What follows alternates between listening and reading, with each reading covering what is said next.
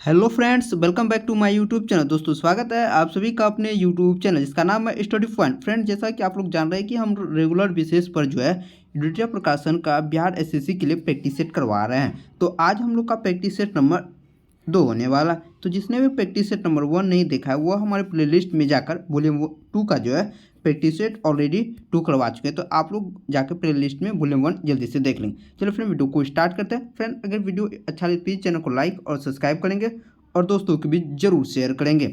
चलिए, आज का जो हमारा फर्स्ट सवाल है कि रोग प्रतिकारकों को उत्पन्न करने वाले सेल कौन सा है? Red blood cell, lymphocyte, neutrophil या प्लेटलेट्स? तो रोग प्रतिकारकों को उत्पन्न करने वाले जो सेल होता है ये आपका लिम्फोसाइट सेल होता है। तो करेक्ट आंसर ऑप्शन आपका सी होने वाला है। नेक्स्ट सवाल देख लीजिए। नेक्स्ट सवाल हमारा है कि मानव की पसलियाँ डैश के साथ जुड़ी होती है? तो मानव की पसलियाँ यह किसके साथ जुड़ी होती है? ये आपका स्टर्नम के साथ जुड़ी हुई होती है। तो करेक्ट आंसर ऑप्शन आपका यहाँ सी हो जाएगा। नेक्स्ट सवाल देख लीजिए। नेक्स्ट सवाल हमारा है कि सुक्रोज नामक एंजाइम शर्करा को कैसे बदलती है?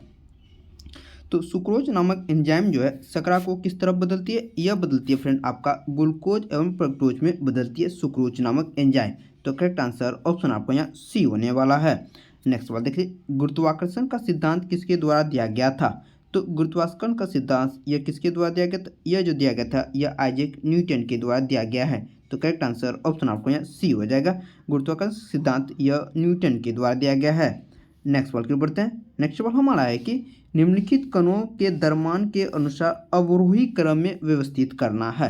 तो अगर कण के द्रव्यमान को अवरोही क्रम में अगर हम लोग सजाते हैं तो सबसे पहले आप लोग का हो जाएगा न्यूट्रॉन।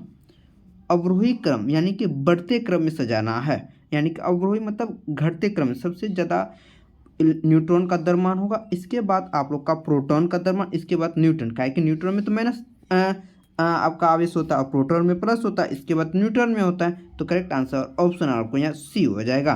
तो न्यूट्रॉन, प्रोटॉन, इलेक्ट्रॉन हो जाएगा। नेक्स्ट सवाल देख लीजिए।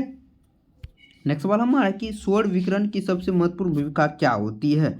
तो सौर विकिरण की सबसे महत्वपूर्ण जो भूमिका होती है ये आपका जल चक्र होती है। तो करेक्ट आंसर ऑप्शन आपका यहाँ सी हो जाएगा। जल चक्र सौर चक्र की महत्वपूर्ण भूमिकाएं होती है। नेक्स्ट सवाल देख लीजिए। नेक्स्ट सवाल आप लोग का है कि देखिए आप लोग को इसमें मिलान करना होगा। देखिए, त्वचा कैंसर, यह त्वचा कैंसर जो होता है फ्रेंड ये आपका किससे होता है?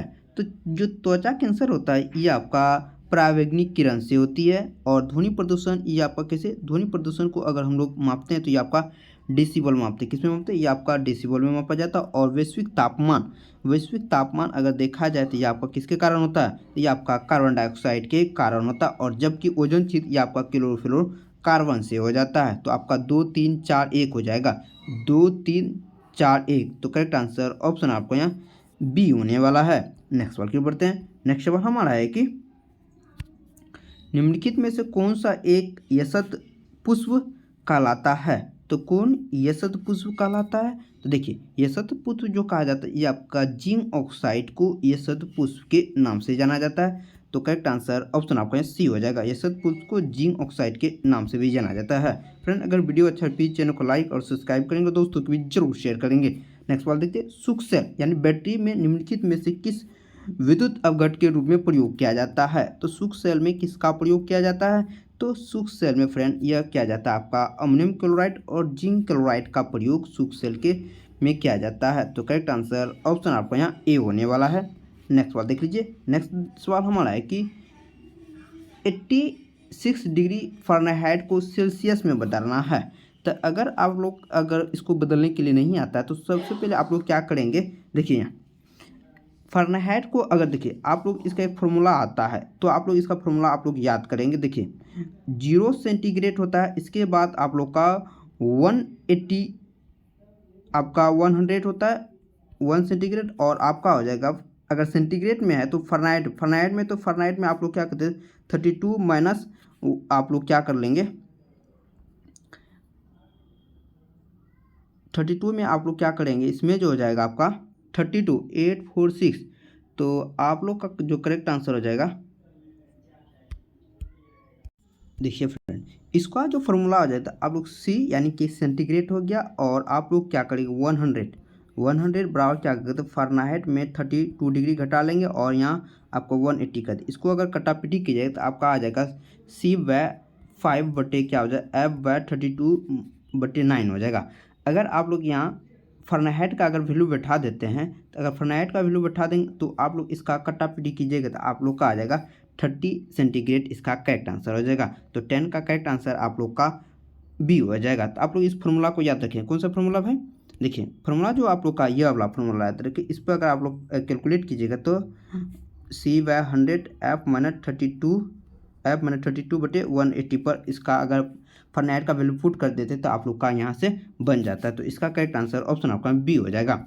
नेक्स्ट सवाल की बढ़ते हैं। नेक्स्ट सवाल हमारा है कि लेजर का उपयोग किस में नहीं होता है? तो लेजर का प्रयोग किस में नहीं किया जाता? यह आपका किया जाता है एटॉमिक रिएक्टर में लेजर का प्रयोग नहीं किया जाता, जबकि हेलोग्राफी में इसका प्रयोग किया जाता है। कैंसर चिकित्सा में भी इसका प्रयोग किया जा सकता है। CD DVD स्कैनर में प्रिंटर के रूप में इसका प्रयोग किया जाता है। तो इसका जो करेक्ट आंसर हो जाएगा ऑप्शन आपको यहाँ डी हो जाएगा।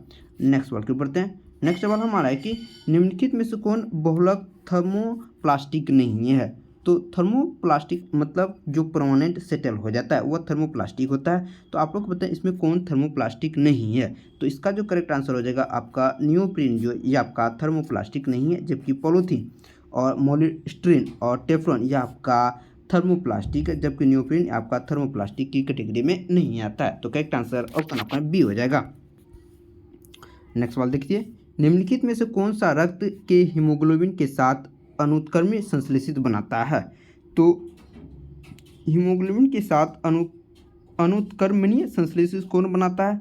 यह जो बनाता है फ्रेंड आप लोग का कार्बन मोनोऑक्साइड जो है यह हीमोग्लोबिन यानी कि रक्त के साथ जो है ये जल्दी से घुल मिल जाता है। तो करेक्ट आंसर ऑप्शन आपको यहाँ सी हो जाएगा। नेक्स्ट सवाल की बढ़ते हैं। नेक्स्ट सवाल हमारा है कि मानव के मस्तिष्क के स्मरण की क्षमता कहाँ होती है? तो मानव मस्तिष्क के स्मरण की जो क्षमता होती है फ्रेंड ये आप लोग का कहाँ होता है? ये आपका सेरिब्रम में होता है। तो करेक्ट आंसर ऑप्शन आपका यहाँ बी हो जाएगा। नेक्स्ट सवाल देखिए। नेक्स्ट सवाल हमारा है कि निम्नलिखित पादपों में किसका संग्रह अंग तना नहीं है? तो आप लोग को बताएं इसमें तना कौन सा नहीं है?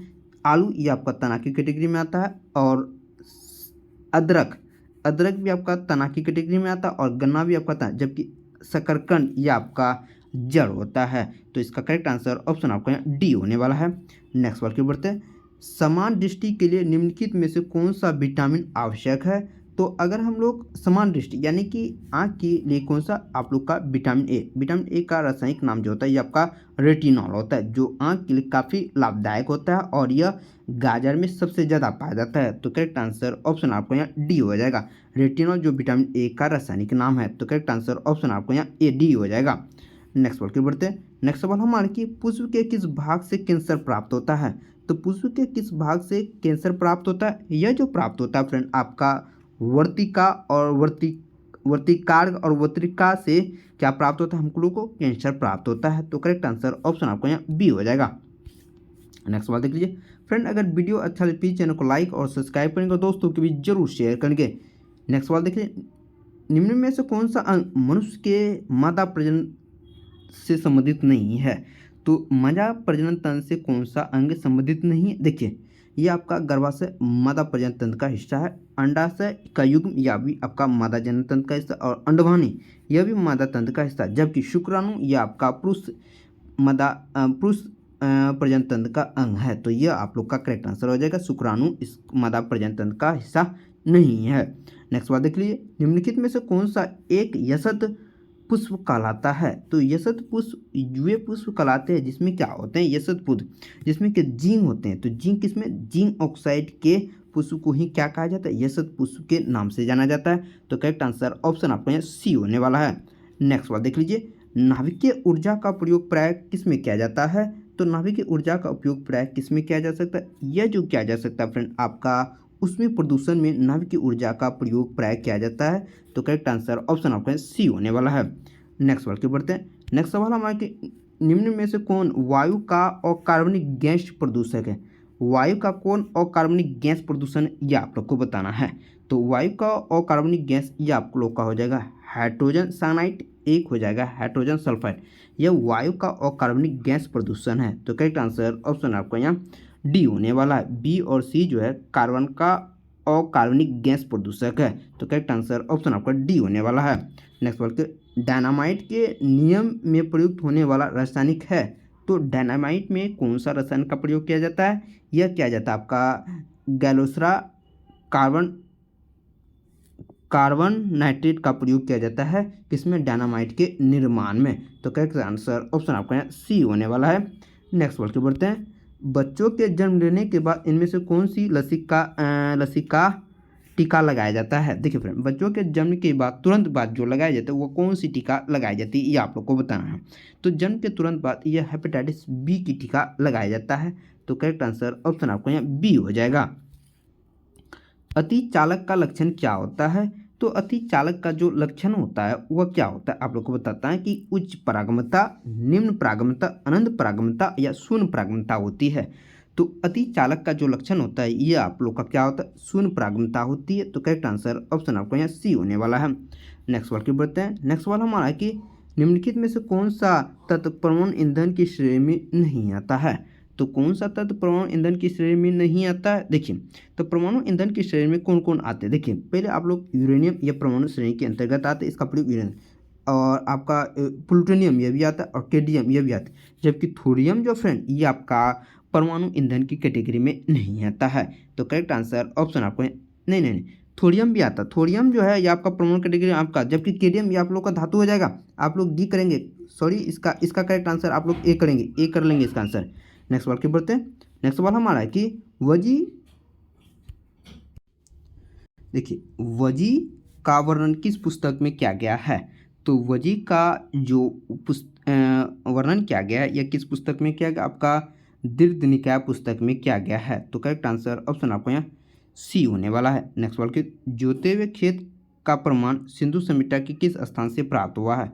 तो जोते हुए खेत का प्रमाण सिंधु सभ्यता के ये आपके बनवाली से प्राप्त हुआ है। तो करेक्ट आंसर ऑप्शन आपको यहाँ नहीं, बनवाली से प्राप्त नहीं हुआ, ये आपका कालीबंगा से प्राप्त हुआ है। तो करेक्ट आंसर ऑप्शन आपका यहाँ ए होने वाला है। नेक्स्ट सवाल के बढ़ते हैं। नेक्स्ट सवाल हमारा है कि गुप्त काल में भूमि राजस्व दर क्या थी? तो गुप्त काल में भूमि राजस्व जो दर थी ये आपका 1/4 भाग था। तो करेक्ट आंसर ऑप्शन आपका यहाँ बी होने वाला है। नेक्स्ट सवाल के बढ़ते हैं। नेक्स्ट सवाल हमारे कि कालाशोक कौन से वंश के शासक थे? तो कालाशोक जो था यह कौन से वंश के शासक थे? ये आप लोग का शिशुनाग वंश से संबंधित था। तो करेक्ट आंसर ऑप्शन आपको यहाँ ए होने वाला है। नेक्स्ट सवाल की बढ़ते हैं। फ्रेंड, अगर वीडियो अच्छा लगे प्लीज चैनल को लाइक और सब्सक्राइब करेंगे और दोस्तों को भी जरूर शेयर करेंगे। नेक्स्ट सवाल, मीर कासिस ने अपनी राजधानी मुर्शिदाबाद से कहाँ स्थानांतरित कर दिया गया था?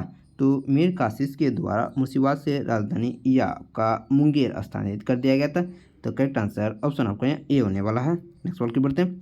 दिल्ली के लाल किले में मोती मस्जिद का निर्माण किसने करवाया था? यह करवाया था आपका औरंगजेब ने दिल्ली के लाल किले का मोती का मस्जिद का निर्माण कराया गया था।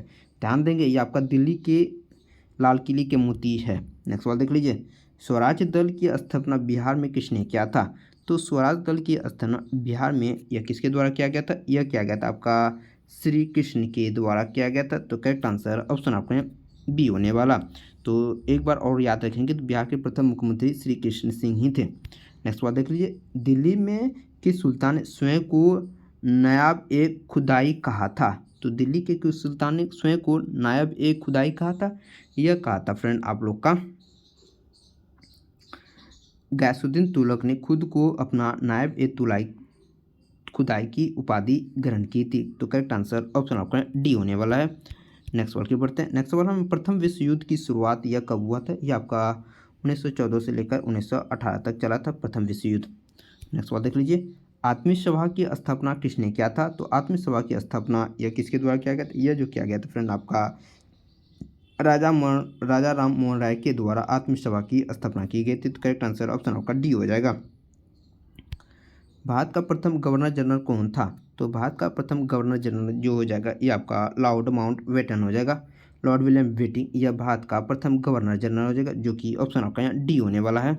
नेक्स्ट सवाल के बढ़ते। नेक्स्ट सवाल हमारा है कि मैं समाजवादी और गणतंत्रवादी यह कांग्रेस के किस अधिवेशन के भाषण देते हुए किसने कहा था?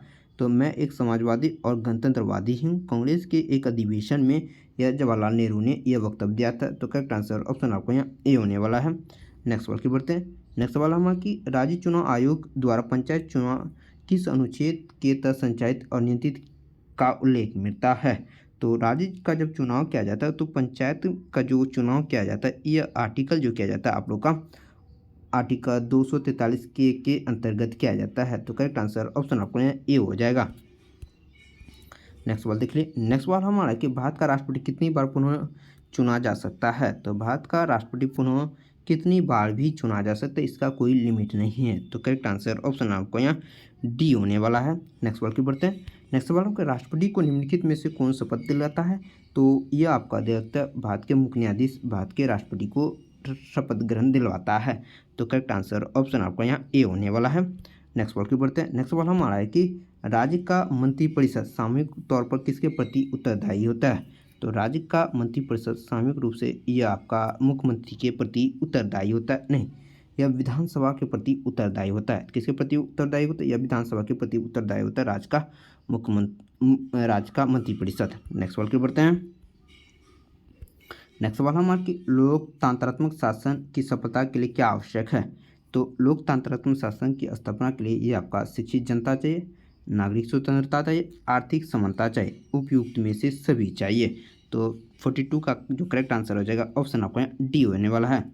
नेक्स्ट सवाल देख लीजिए। नेक्स्ट सवाल हमारा कि भारतीय संविधान स्पष्ट प्रेस स्वतंत्रता की व्यवस्था नहीं करता, परंतु ये स्वतंत्रता अंतर्निहित है, ये किस अनुच्छेद में कहा गया है। तो यह जो कहा गया था फ्रेंड आप लोग का अनुच्छेद 19 का ए में यह बात की चर्चा की गई थी। तो करेक्ट आंसर ऑप्शन आपको यहाँ ए होने वाला है। नेक्स्ट सवाल की बढ़ते हैं।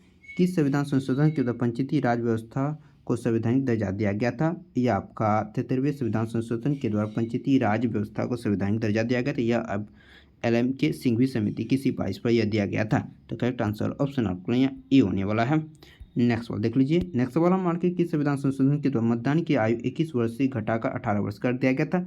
यह किया गया था 21वां संविधान संशोधन 1989 के तहत। तो करेक्ट आंसर ऑप्शन आपको यहाँ ए होने वाला है।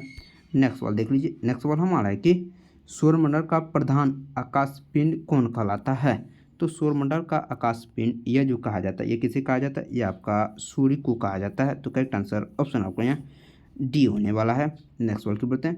दक्षिणी गोलार्ध में सबसे बड़ा दिन कब होता है। तो दक्षिणी गोलार्ध में सबसे बड़ा दिन ये आपका 22 दिसंबर में होता है। तो करेक्ट आंसर ऑप्शन आपको यहाँ ए होने वाला है। भारतीय हिमालय क्षेत्र की सबसे बड़ी चोटी क्या है। तो भारतीय हिमालय की सबसे ऊंची चोटी यह जो है आप लोग का कंचनजंगा हो जाएगा। तो करेक्ट आंसर ऑप्शन आपको यहाँ ए होने वाला है।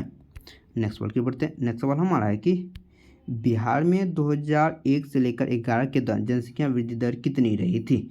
तो 2001 से लेकर 11 तक जो है बिहार की जनसंख्या में जो वृद्धि दर देखने को मिली थी यह मिला था आपका 45.4% देखने को मिली। तो ऑप्शन आपका यहाँ डी करेक्ट हो जाएगा। नेक्स्ट सवाल की बढ़ते हैं। विश्व का सबसे बड़ा द्वीप कौन सा है। तो ग्रीनलैंड यह विश्व का सबसे बड़ा द्वीप है। तो करेक्ट आंसर ऑप्शन आपको यहाँ सी होने वाला है। नेक्स्ट सवाल करते हैं। तमिलनाडु में जाड़े में वर्षा क्यों होती है। क्योंकि उत्तर पश्चिमी मानसून के कारण, नहीं, उत्तर पूर्व मानसून यानी लौटते हुए मानसून के कारण तमिलनाडु में जाड़ में वर्षा होती है। तो करेक्ट आंसर ऑप्शन आपका सी होने वाला है। विश्व में ताजे पानी की सबसे बड़ी झील क्या है। तो विश्व में सबसे ताजे पानी की सबसे बड़ी झील ये आपका सुपीरियर झील हो जाएगा। तो करेक्ट आंसर ऑप्शन आपका डी होने वाला है। किस समिति ने प्रतिस्पर्धा अधिनियम 2002 को अधिनियमित करने का सुझाव दिया था। तो किस समिति के द्वारा प्रतिस्पर्धा अधिनियम 2002 को अधिनियम सुझाव दिया था। यह जो दिया गया था आप लोग का SVS राघवन समिति के द्वारा यह दिया गया था। तो करेक्ट आंसर ऑप्शन आपका सी होने वाला है। नेक्स्ट सवाल के बढ़ते फ्रेंड, अगर वीडियो अच्छा प्लीज चैनल को लाइक और सब्सक्राइब करेंगे, दोस्तों को भी जरूर शेयर करेंगे। नेक्स्ट सवाल देख लीजिए। नेक्स्ट सवाल हमारा है कि गरीबी रेखा को निर्धारित करने के लिए कौन सा संगठन सर्वेक्षण करता है। तो गरीबी रेखा का जो निर्धारण किया जाता है फ्रेंड ये आपका NSSO यानी कि NSO करता है। NSSO यह गरीबी रेखा का निर्धारण करने वाली संस्था है। तो करेक्ट आंसर ऑप्शन आपको यहाँ बी हो जाएगा। नेक्स्ट बात देखिए।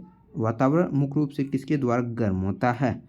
तो वातावरण जो मुख्य रूप से यह जो गर्म होता है ये आपका दीद रेडियो तरंगिक दीर्घ रेडियो स्थानीय तरंग विकिरण के कारण वातावरण गर्म होता है। तो करेक्ट आंसर ऑप्शन आपका यहाँ ए होने वाला है। निम्नलिखित में से अधिक जैव विविधता कहाँ पाई जाती है? तो सबसे अधिक जैव विविधता ये जो आप लोग को देखने को मिलेगा, ये आप लोग को कहाँ मिलेगा? ये आपका उष्णकटिबंधीय क्षेत्र में सबसे अधिक जैव विविधता होती है। तो करेक्ट आंसर ऑप्शन आपका यहाँ डी हो जाएगा। नेक्स्ट सवाल के बढ़ते हैं। नेक्स्ट सवाल हम कि पारिस्थितिकी तंत्र में क्यों शामिल होता है? तो पारिस्थितिकी तंत्र में क्या शामिल होता है?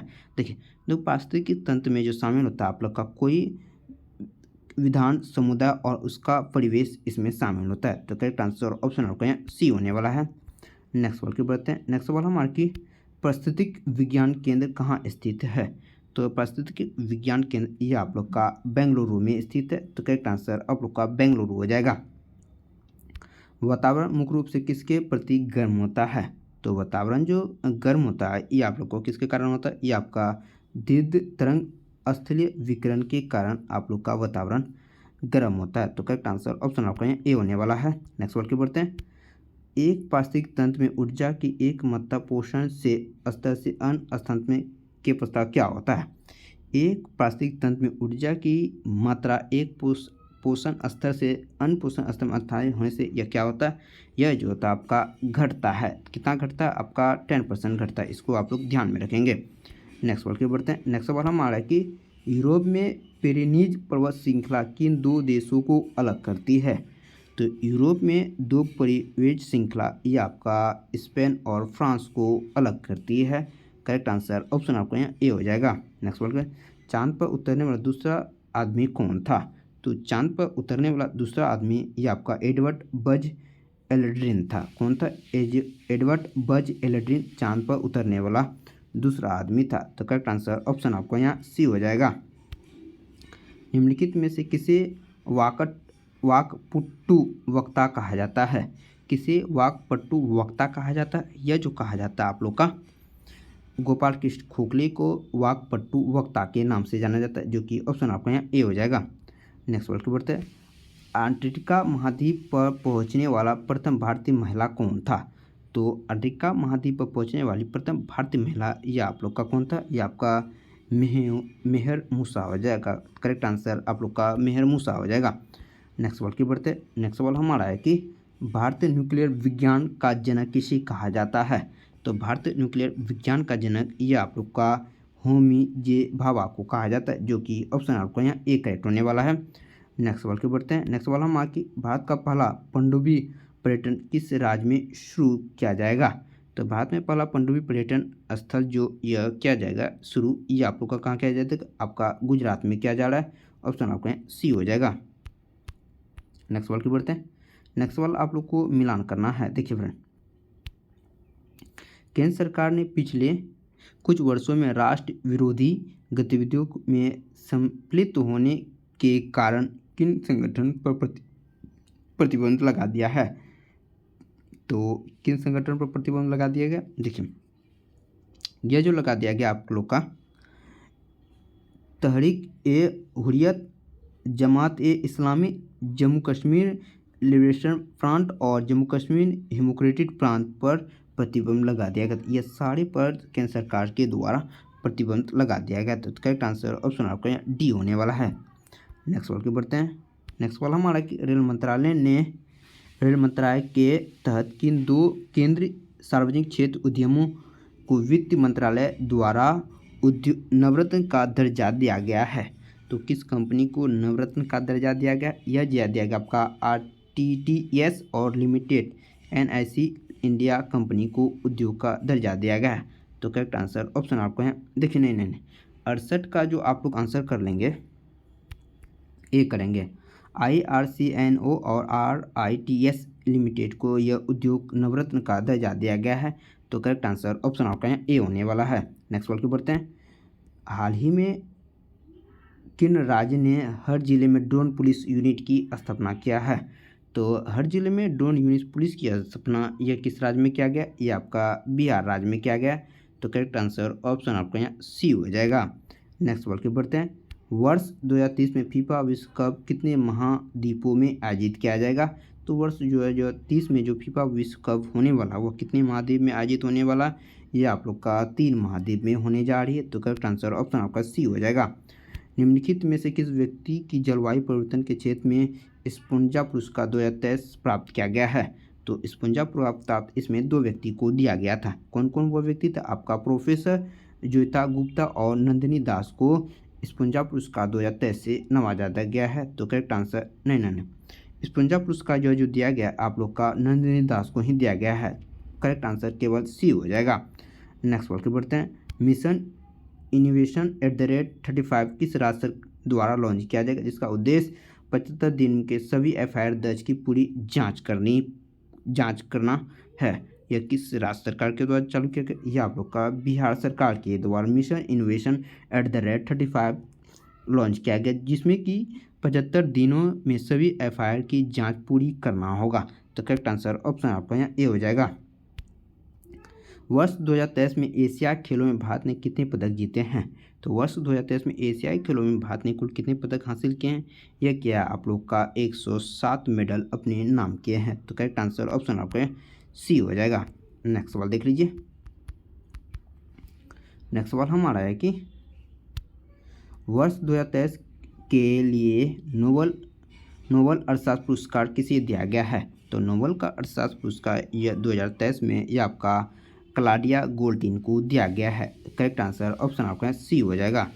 नेक्स्ट सवाल की बढ़ते हैं। नेक्स्ट सवाल हमारा है कि ऑपरेशन आयरन स्क्वायर निम्नलिखित में किस देश के द्वारा शुरू किया गया था। तो आयरन स्क्वायर ये किसके देश के द्वारा शुरू किया, ये आपका इजराइल के द्वारा शुरू किया गया है। तो करेक्ट आंसर ऑप्शन आपका ए हो जाएगा। तो फ्रेंड यह था आप लोग का सारे इंपॉर्टेंट 75 GK GS के अति महत्वपूर्ण प्रश्न। तो फ्रेंड अगर वीडियो अच्छा प्लीज चैनल को लाइक और सब्सक्राइब करें और दोस्तों की भी जरूर शेयर करें। अब जो मैथ और रीजनिंग के सवाल रह गए तो आप लोग खुद से लगा लेंगे। Thank you watching for this video. मिलते हैं नेक्स्ट में, तब तक के लिए बाय बाय।